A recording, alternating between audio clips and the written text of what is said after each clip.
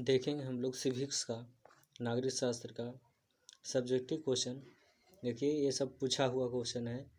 पहला क्वेश्चन देखिए कि क्या कह रहा है। कहता है कि लैंगिक विभेद से आप क्या समझते हैं या क्या अभिप्राय है, या लैंगिक असमानता से आप क्या समझते हैं। देखिए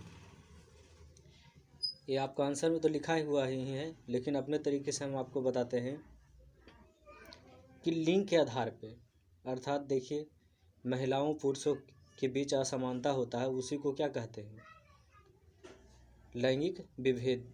जैसे कि क्या है, महिलाओं को क्या जितना पुरुषों को आज़ादी दी जाती है उतना महिलाओं को आज़ादी नहीं दी जाती है, चाहे किसी भी क्षेत्र में हो, राजनीतिक क्षेत्र में, धार्मिक क्षेत्र में या सांस्कृतिक क्षेत्र में हो, उसी को क्या कहा जाता है, लैंगिक विभेद। अगला क्वेश्चन देखिए क्या कहता है कि धर्मनिरपेक्ष राज्य से आप क्या समझते हैं। देखिए बताते हैं, धर्मनिरपेक्ष राज्य उसको कहेंगे जहाँ धर्म की प्रधानता नहीं होगा, धर्म की प्रधानता नहीं होगा। अर्थात धर्म की प्रधानता मतलब क्या हुआ कि वह राज्य होगा जो धर्म के आधार पर शासन, वहाँ के लोग हैं जो वहाँ का जो राज्य राजनीतिक व्यवस्था है जो धर्म के आधार पर नहीं होगा, उसी को क्या कहा जाता है, धर्मनिरपेक्ष राज्य। तीसरा क्वेश्चन देखिए क्या कहता है सांप्रदायिकता से आप क्या समझते हैं।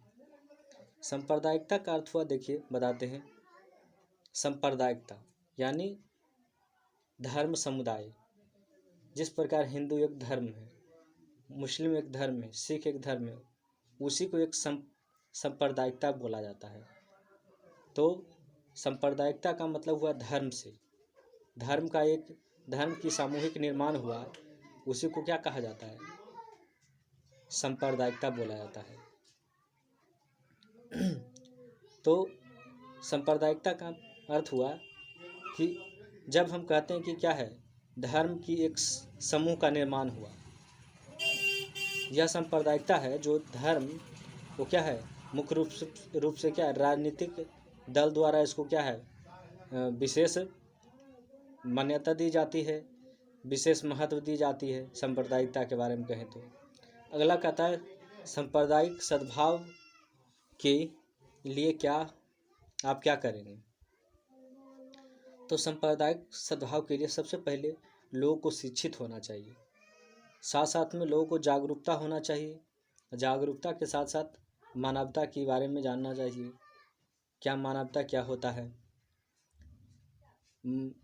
अर्थात कहें तो क्या है, समाज में मानवता का भाव उत्पन्न करना चाहिए, लोगों के बीच क्या है, सही जागरूक, सही उसको सही जानकारी देना चाहिए। यही सांप्रदायिकता सद्भाव बनाने के लिए प्रमुख तथ्य है। अगला 5वां क्वेश्चन कहता है कि सामाजिक विभाजन से आप क्या समझते हैं। देखिए सामाजिक विभाजन कहें तो धर्म के आधार पर, देखिए धर्म के आधार पर लोग क्या करता है, यानी बांट देता है। धर्म के आधार पे बंटने के बाद देखते हैं राजनीतिक क्षेत्र, राजनीतिक लोग ही क्या करता है, धर्म के आधार पर बांटता है। उसके बाद जाति के आधार पर बांट दिया जाता है, सबको अलग अलग जाति में विभक्त कर दिया जाता है, सब अपने अपने जाति। फिर भाषा के अनुसार बांट दिया जाता है। फिर क्या, जन्म से ही क्या है, यानी लिंग के आधार पर बांट दिया जाता है, लड़का लड़की इस तरीके से।